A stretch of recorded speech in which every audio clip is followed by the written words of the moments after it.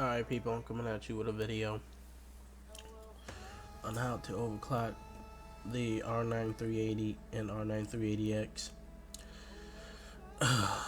And if you're somebody with a 380X or something like that, you'd be like, what the fuck? This dude's got an R9380. What the fuck can he help me with, man? Like, what the fuck is this? Now, the R9380 and 380X is almost the same card. The only difference between them are one, the R9380 is like the R9380X is like the unlocked version of the 380. And if you want to know more about that, you can look it up. And then my thing is, you can kind of consider this overclocking guide for the entire like 300 series, like the R9, 360, 370, 380X, 380 and 380X, and 390 and 390X. But it's mostly specific to the 380 and the 380X. But let's get to it. The basics. Power limit. This controls how much power the GPU can draw. Like, say, hypothetical situation. You're coming up and you're driving around in the city, and the car is like, we could use more power to render this part of the city faster, or we need more power. This just gives it the option to draw more power. It's not gonna draw more power, it just gives it the option to. So if it needs more power, it'll draw it if you add like some points onto power limit. So adding power limit all the way to plus 20 is fine. It won't do anything, it won't hurt anything. It'll just give it the option to draw more power if it feel like it needs it. Now, core voltage. Okay, power limit, you can max that out all day long. All day long. It won't do anything. It'll just help the card. But this shit right here, core voltage, this will fuck your shit up so fast. It'll fuck your shit up faster than you can say, oh my god, what did I do? And I'm just JK, I'm just kidding. This could hurt your card in the long run. Like, if you're running plus 100 for a long time, I think it would hurt it. In my opinion, I wouldn't run plus 100, even though some people say it'll be fine. You'll replace this card long before running plus 100 on the core starts to affect it. You know. Even though I'm running my cards on water and this and stuff, and I'm not gonna say who said that. Jay's 2 cents. I'm not saying he's wrong or anything like that. It's just in my opinion. Everyone's got their own opinion and stuff like that. Overclocking your card, period, shortens the lifespan. But do you really plan on keeping this card for like 6-7 years? Nah, son. Nah, you're not doing that. So yeah, people would consider what I have mine at unsafe, which is 1160. The highest I would ever recommend to go is plus 70 on the core voltage. That's the highest I would ever go. That's what I feel is safe, because I've run plus 70 before and it didn't really do anything to the card that I can notice. And I've been having this card since October of 2015, so I've been having this card for about a year now. 1 year now. And what I have it at right now is plus 60. I used to have it at plus 70, but my card got used to running at 1140, which is where I run my card. And before, when I have it at 1140 on the core, it used to require plus 70 to stay stable. But after a while, the card got used to being overclocked, so I was able to bring down the voltage to plus 65. And the before I could only run plus 70 on it. That's what kept it stable. Even dropping to plus 65 would make it unstable and crashing games. But after a while, for the card being overclocked, it got used to being overclocked to 1140, and I was able to get the voltage down to plus 65. And then a couple weeks after that, I brought it down, and I'm finally at plus 60. I've been running plus 60 for about a year now. Yeah, close. Yeah, close to a year. Yeah, close to a year. I've ran plus 60 on the core voltage, and it's fine. And that's what I would. Plus 70 is the highest I would ever go for 24/7 overclock, like forever. That's what you want the card overclock. I wouldn't recommend going above plus 70 on the core voltage. All right.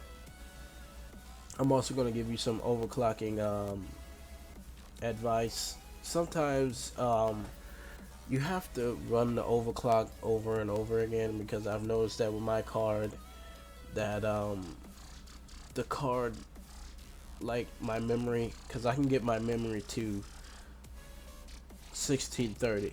My card at first, when I was putting it at 1630, it would run and then it would crash in some of my games.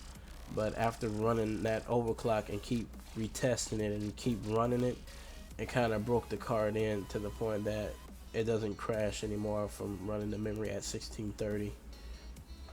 So what I'm trying to say is, you have to run the overclock over and over again sometimes.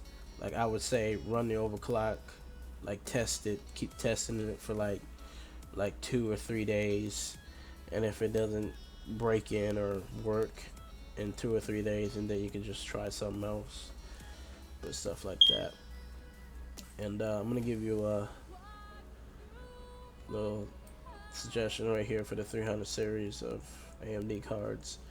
1100 is easy to get, is what I noticed on forums and stuff. A lot of people say get into it. I see a lot of people on forums and stuff, see they have their core running 1100. 1100 is easy to get because that's like the average overclock. It's like anything above 1100 is the real, how you say, stressful thing to do, because it's like a architecture limitation. After 1100, anything after 1100 is almost impressive, because a lot of people can't get past 1100 on the 300 series. And for a while, my card wouldn't even go past 1100, but that's a different story. I'm gonna leave that for a different part of the video that I'm gonna explain to you in a second, my history with this card. But I'm gonna tell you right now, the limitation, the average limitation and the most limitation people get is 1100. So don't beat yourself up if you can't get over 1100, because that's kind of like the architectural limitation right there. Most people can't get over that. And 1600, 1600 is more of a limit too. Anything over 1600 is kind of a lottery thing, like the luck of the draw, getting that one golden chip or GPU that can overclock over that. I noticed that a lot of people can't get their memory over 1600 on the 300 series. So don't beat yourself if you can't get it over that either. And now that I'm done with that, but yeah, 1100 is not hard to hit, at least for me, because like 1120, 1100 on the core, it requires like 20 millivolts on the core to get it there for me, like 20 or 30. And then anything after that, which I'm running 1140, requires an insane amount of voltage increase to get it stable at, yeah, like I would only need like plus 20 to get on the core voltage to get it to 1100. But at 1140, I have to increase the core voltage by 30 or 40 millivolts to get it stable at 1140. Just those 40 megahertz requires an insane amount of voltage, sometimes even more, and stuff like that, because that's an architecture limitation of the chip. So anything over 1100, like I said before, is a bit of a luck of the draw. And excuse me for the way I sound, or if I'm making weird noises and stuff like that. I got a cold right now. And okay, and so if you can't get over 1100, don't be surprised, because that's, like I said, and I keep reiterating this, it's a bit of a luck thing. Um, but yeah, but I've been playing with around with this. But like I said before, keep testing the overclock for like 2 or 3 days, and if you can't get it stable, then bump it down and stuff. Just bump it down, and never go above 70 millivolts on the core voltage. That's my maximum recommendation from me. Now, say you can do whatever you want, but I say 70 plus 70 is fine for everyday, all day, 24/7 overclocks, and I feel that that's safe. And I'm gonna give you a little insight on the history on my card. When I first got my card, and 2 weeks after it, that's when I started to overclock, and I started doing research and stuff like that. I used to be able to get my card all the way to 1200 megahertz. But after, this is the weird part, my limitation before was 1550 on the memory. And even if I increased it like even 1 megahertz over 1550, my card would crash with freaking blue, yellow, fucking rainbow colors flashing up on the fucking screen and shit, crashing out my fucking computer, just going above 1550. Now here's the weird part. I used to get 1200, but with a driver update for some reason, and people might say, oh no, that's just chip degradation. Nah, son, like right after I upgraded my drivers, I could no longer get 1200 on the core, so I had to dial it back to 1170. And that, yeah, when I did the driver update, I had to drive it back to 1170 because of I don't know, something about the driver update messed it up for me. And then after that, after another driver update, I freaking had to pull it back again. The driver update fucked up my overclock on my core again. But here's the weird part.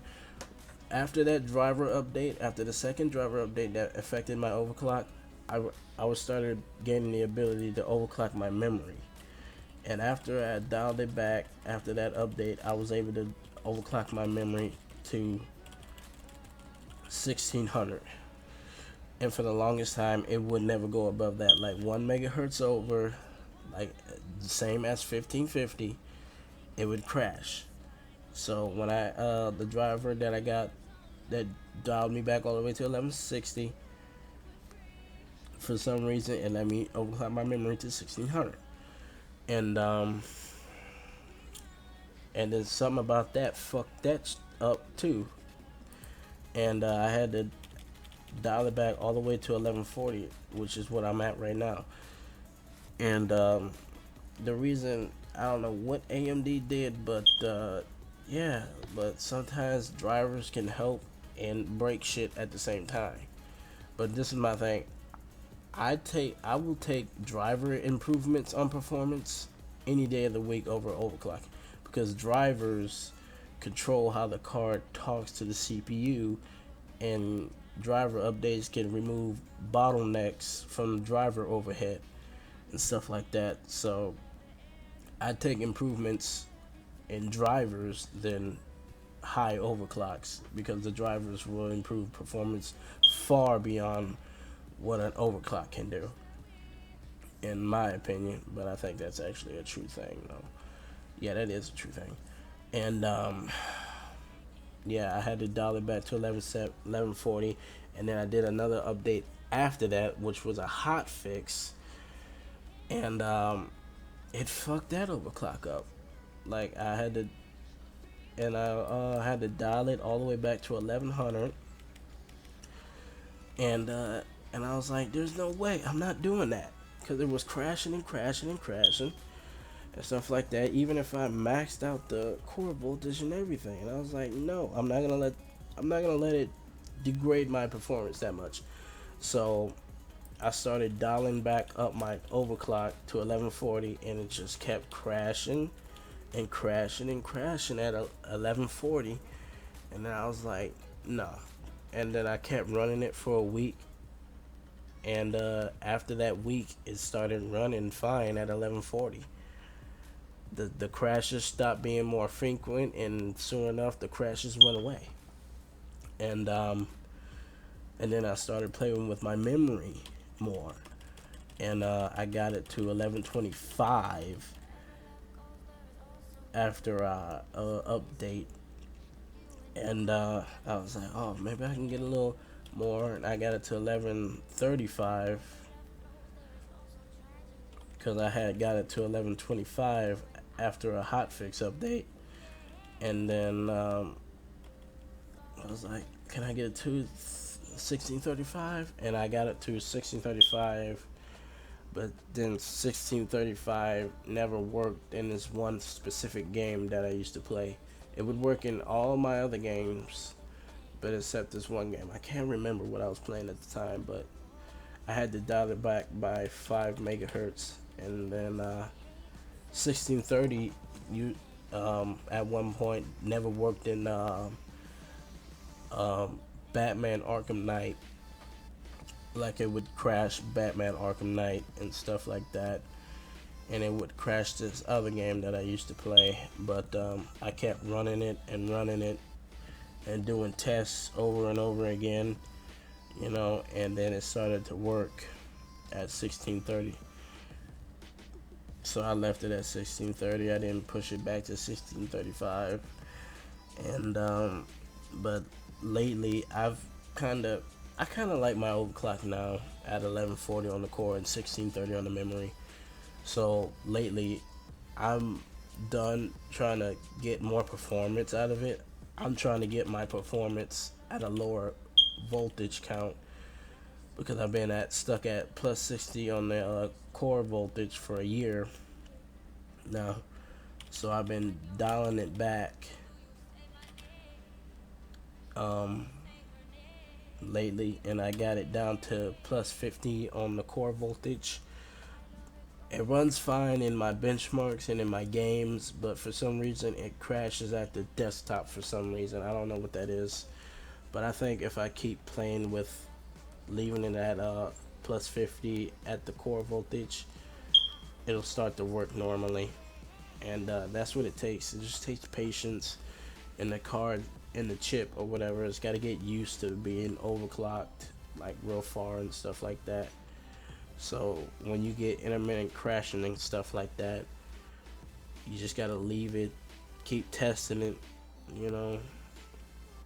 and sometimes it'll become stable like mine, because I used to run 1200. I ran 1200 on my core for a month, and then the driver came out, fucked that up, had to dial it back to 1170 like I said. So drivers can fuck your shit up sometimes and help it out, because if you notice right there, my ability to overclock my core went down, but my ability to overclock my memory went up. So it's a bit of a trade-off, but like I said before, driver revisions can help the performance better than an overclock can, and sometimes it can fuck it up too. But this is what I have right now. This is what I run. Plus 60 on the core voltage and plus 20 on the power limit. I've been running this overclock for I want to say like 8, 9 months now. Yeah, I've been trying to pull back my voltage. My power limit, I can't move that back without losing stability, but core voltage, I can pull that back to plus 50 and it'll be fine in games, but like I said, it'll crash at the desktop. I don't know what the fuck that is, but yeah. But that's it for this video, and I hope to help you. And if you need some help, just leave a note in the comments, and I'll try to help you out. All right, peace.